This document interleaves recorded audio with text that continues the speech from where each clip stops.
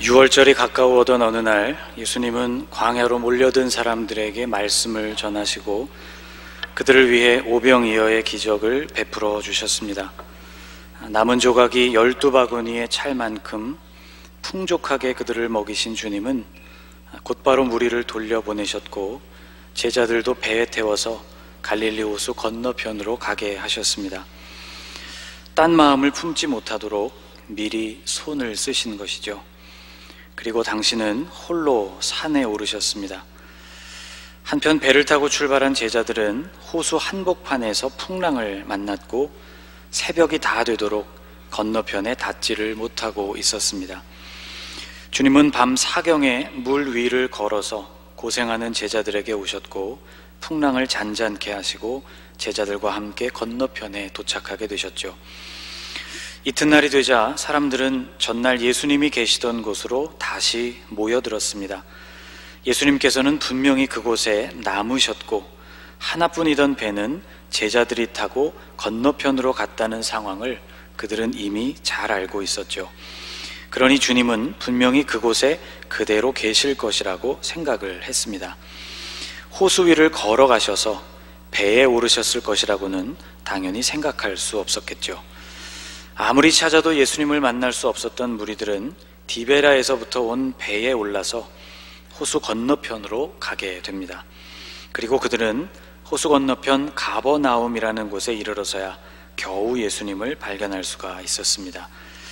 사람들은 놀라서 주님께 물었습니다. 25절에 이렇게 되어 있죠. 바다 건너편에서 만나 랍비여 언제 여기 오셨나이까 하니, 분명히 어제 저녁에는 건너편에 혼자 남아 계셨고 배도 없었는데 이튿날에는 가버나움에 계시니 놀라울 뿐이었습니다.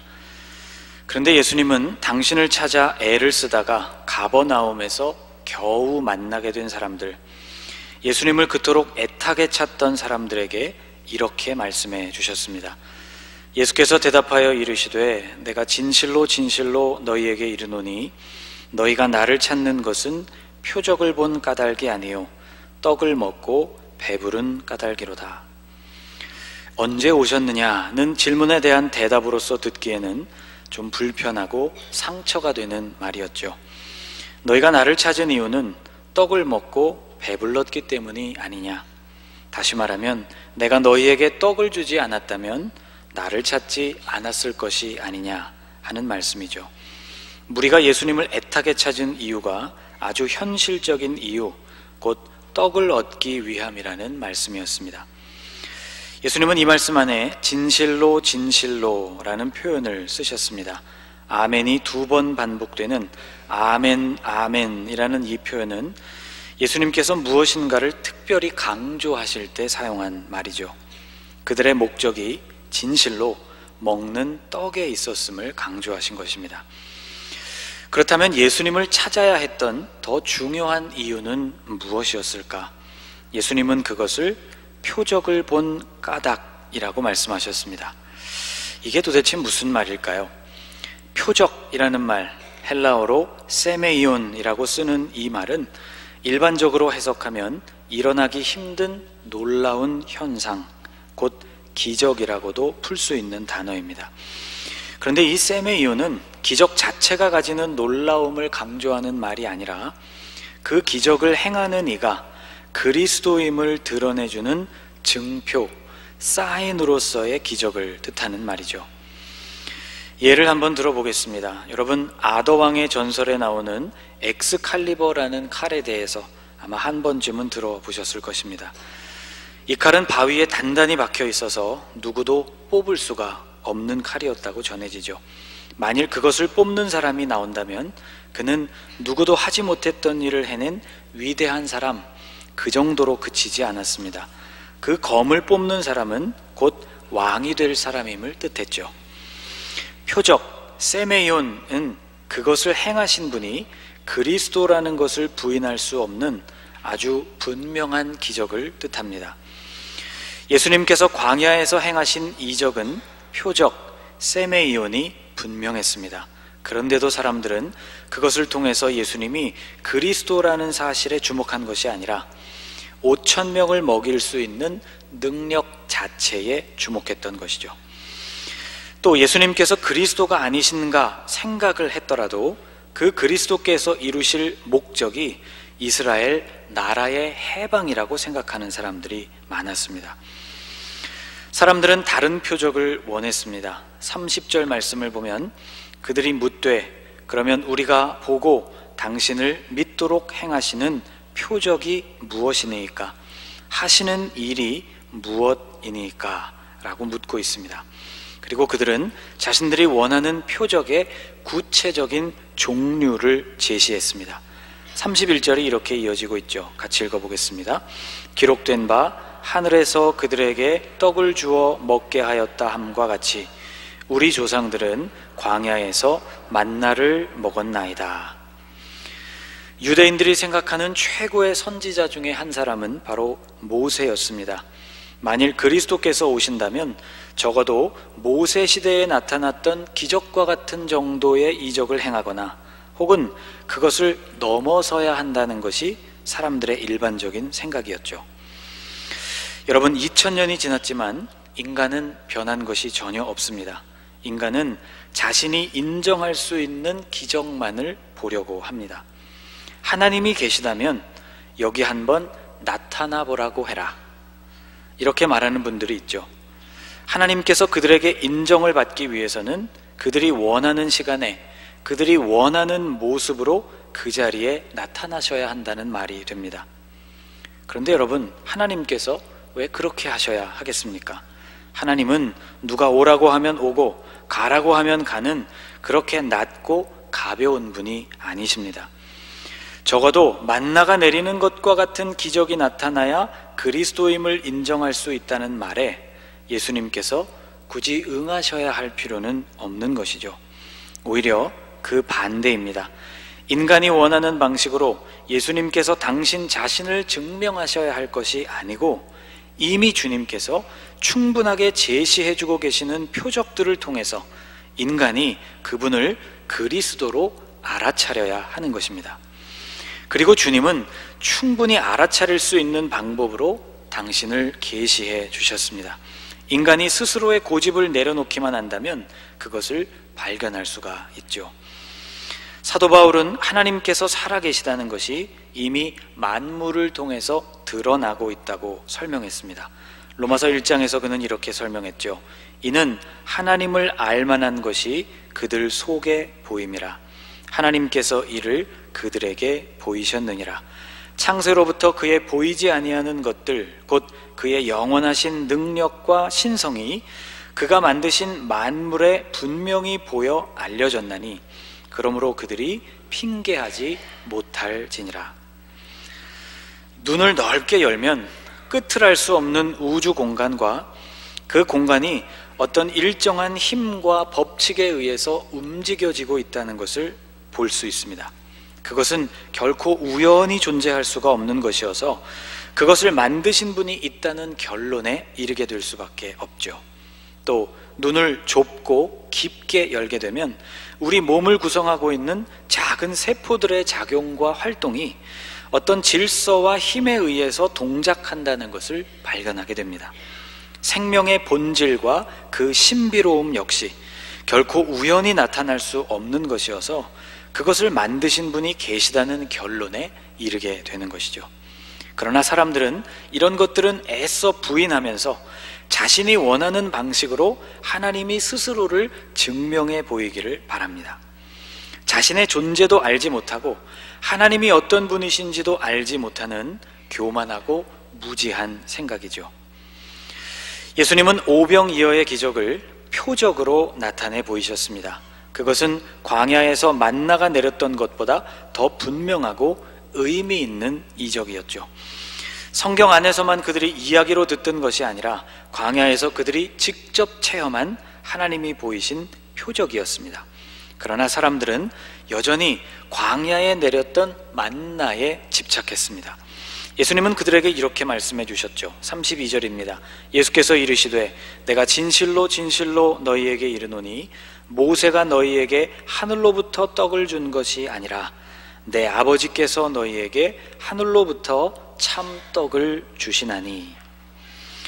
여기서 예수님은 다시 진실로 진실로 아멘 아멘이라고 말씀하셨습니다. 또다시 중요한 말씀을 하시려는 것이죠. 모세가 너희에게 하늘로부터 떡을 준 것이 아니라는 이 문장을 살펴보면 번역된 이 문장 안에서는 아니라 하는 부정이 무엇을 부정하는 말인지가 좀 불분명합니다. 헬라어 성경을 보면 부정을 의미하는 말 우라는 말이 문장의 맨 앞에 위치하여서 문장 안에 나오는 두 가지 모두를 부정하는 구조로 되어 있습니다.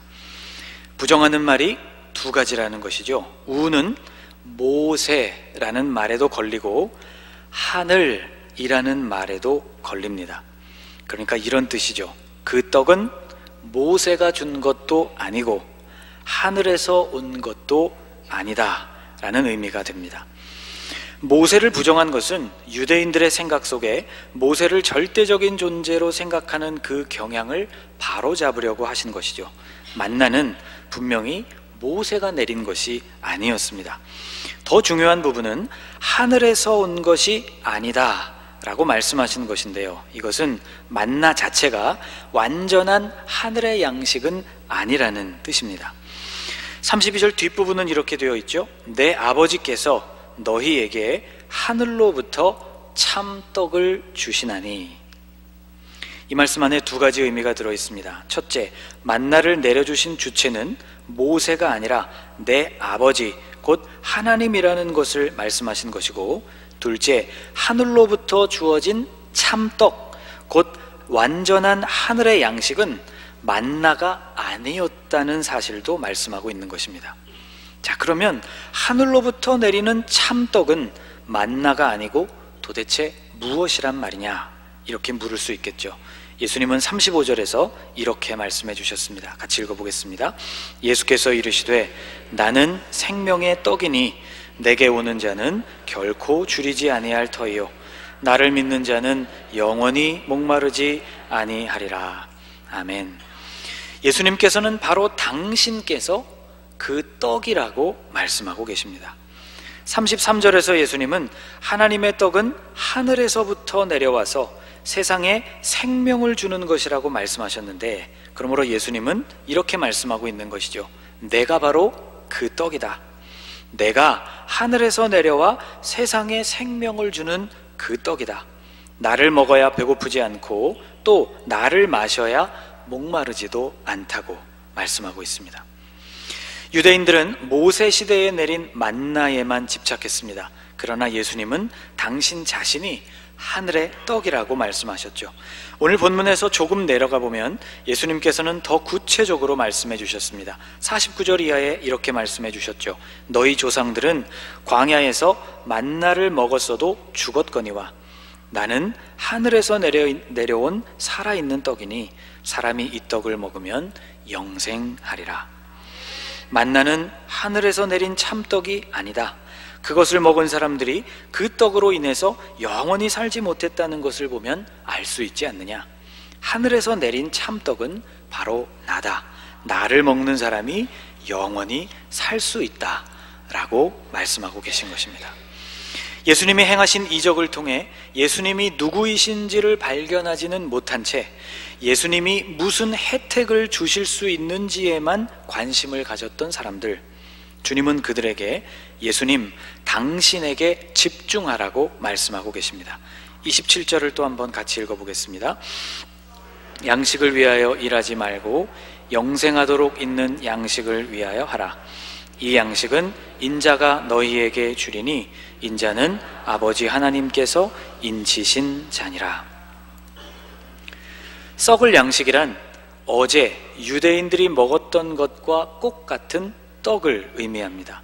이 떡은 그들의 현실적인 필요를 상징하기도 하죠.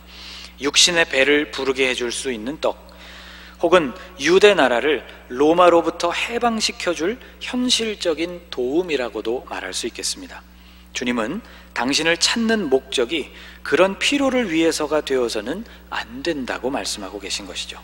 오히려 예수님은 영생하도록 있는 양식, 곧 예수님이 주시는 양식, 더 정확히 말한다면 예수님 자신을 얻으라고 말씀하고 계신 것입니다. 사람들은 그래서 주님께 물었습니다. 어떻게 해야 그것을 얻을 수 있겠느냐고. 28절이죠. 그들이 묻되 우리가 어떻게 하여야 하나님의 일을 하오리이까. 주님은 이렇게 말씀하셨습니다. 29절 말씀을 함께 읽어보겠습니다.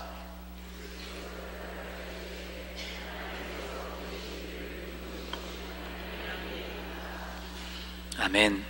우리가 해야 할 일은 예수님을 통해 내가 원하는 것을 얻는 것이 아닙니다. 우리가 해야 할 일은 예수님을 믿는 것이죠. 하나님께서 보내신 일을 믿는 것이 곧 하나님의 일이라고 말씀하셨습니다. 예수님을 믿는다는 것은 실제로 먹을 수 있는 떡을 주시는 분으로서 그분을 믿는 데서 그치지 않고 생명의 떡, 영원한 생명을 주시는 분으로 그분을 믿는 것입니다. 예수님은 계속해서 말씀하시죠. 만나를 넘어서는 참떡에 대해서 말씀을 하셨는데 사람들은 여전히 이해하지를 못했습니다. 그래서 34절에서 이렇게 말했죠. 그들이 이르되 주여 이 떡을 항상 우리에게 주소서. 사람들의 이 말은 요한복음 4장에 나오는 한 여인의 말과 정확히 일치합니다. 사마리아 수가라는 마을에서 예수님은 한 여인을 만나셨고 그녀와의 대화 중에 이런 말씀을 해주셨죠. 내가 주는 물을 마시는 자는 영원히 목마르지 아니하리니 내가 주는 물은 그 속에서 영생하도록 솟아나는 샘물이 되리라. 이런 말씀을 들려주셨더니 그 여인이 예수님께 이렇게 요구했습니다. 여자가 이르되 주여 그런 물을 내게 주사 목마르지도 않고 또 여기 물 기르러 오지도 않게 하옵소서. 이 여인 역시 예수님이 말씀하신 영원한 샘물을 단순한 샘물로만 이해했던 것입니다. 사람이 없는 시간을 선택해서 매일 뜨거운 정오 무렵에 물을 깃는 그녀로서는 이런 샘물을 실제로 가질 수만 있다면 참으로 편리한 일이었겠죠. 그런데 예수님과의 오랜 대화를 통해서 그녀는 예수님이 말씀하시고 있는 영생하도록 솟아나는 샘물이 무슨 의미인지를 결국에는 깨닫게 되었습니다. 그래서 그녀는 물을 뜨러왔던 그녀의 물동이, 본래의 목적이었던 물동이를 그곳에 그대로 내버려두고 마을 사람들에게로 달려갔죠. 자신이 만난 영원한 샘물이신 그리스도를 그들에게 전하기 위해서였습니다. 오늘 본문에 나오는 사람들은 똑같은 대화를 주님과 나누었지만 예수님께서 하신 말씀의 의미를 끝내 깨닫지 못했습니다. 예수님께서 당신이 누구인지를 길게 그리고 알아들을 수 있을 만큼 자세하게 설명해 주셨지만 그들은 깨닫지를 못했고 결국 예수님을 떠나버리고 말았습니다. 같은 장 66절에 이런 말씀이 나오죠. 그때부터 그의 제자 중에서 많은 사람이 떠나가고 다시 그와 함께 다니지 아니하더라. 예수님을 따르던 제자들 중 많은 사람들이 발걸음을 돌렸습니다. 다시는 예수님과 함께 다니지 않았다고 했죠. 자신들의 기대와 어긋나는 것을 주님이 말씀하시자 미련 없이 예수님을 떠났던 것입니다. 예수를 믿으면 돈이 나오냐 쌀이 나오냐 그렇게 말하는 사람들이 있습니다. 원하는 것이 나오지 않는다면 믿을 가치가 없다는 뜻이기도 하죠. 예수님께서 책망하셨던 사람들, 너희가 나를 찾는 것은 표적을 본 까닭이 아니요 떡을 먹고 배부른 까닭이로다. 이렇게 책망을 받았던 사람들과 같은 부류의 사람들이라고 말할 수 있습니다. 여러분, 예수를 믿고 있는 우리도 같은 것을 기대할 수 있습니다. 물론 하나님은 우리의 아버지이시죠. 우리의 아버지이신 그분은 우리의 삶의 실제적인 필요를 때마다 채워주시는 분이십니다. 그런데 우리가 그분을 믿는 것은 단지 우리 삶의 필요를 채우려는 목적에만 있지 않다는 것이죠. 예수님을 믿는다는 것 자체가 하나님의 일이라고 했습니다. 생명의 떡이신 그분을 믿을 때 우리 영혼의 배고픔이 넉넉함으로 채워지고 우리 영혼의 목마름이 시원함으로 해갈된다고 말씀하고 있습니다. 오늘 이 자리에 나온 사랑하는 여러분, 다른 소원들을 내려놓고 다른 목적들을 내려놓고 예수님께로 나아가십시오. 예수님이 주시는 배부름과 시원함을 누리실 수 있기 바랍니다. 이것을 누릴 수 있을 때 우리의 삶을 통해서 그분의 살아계심도 증거되는 것입니다. 예수를 믿어서 병을 고치고 사업이 성공하고 혹은 대학에 합격하는 것으로서 예수를 증거하는 것이 아닙니다. 참된 떡이 되시고 참 생수가 되시는 예수님께 나아가서 그분과 내가 함께함으로써 내 영이 만족을 누리고 생명을 풍성하게 누리는 그 모습, 그것으로서 예수가 증거되는 것이죠. 사랑하는 여러분, 예수로 채워지고 예수로 만족하는 삶, 그래서 예수님을 드러낼 수 있는 삶을 살아가실 수 있기를 주님의 이름으로 축복합니다. 기도하겠습니다. 썩을 양식이 아니라 영생하도록 있을 양식을 위해 일하라고 말씀하신 주님, 당신을 믿는 것이 곧 하나님의 일이라고도 말씀하신 주님, 만나를 먹었던 세대들보다 우리가 더욱 복된 세대임을 깨달았습니다. 예수 그리스도를 알게 하시고 의지하게 하시니 감사합니다.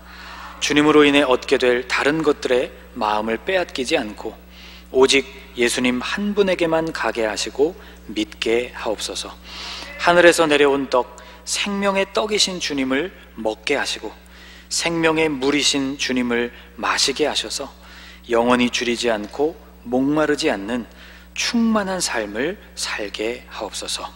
예수님의 이름으로 기도하옵나이다. 아멘.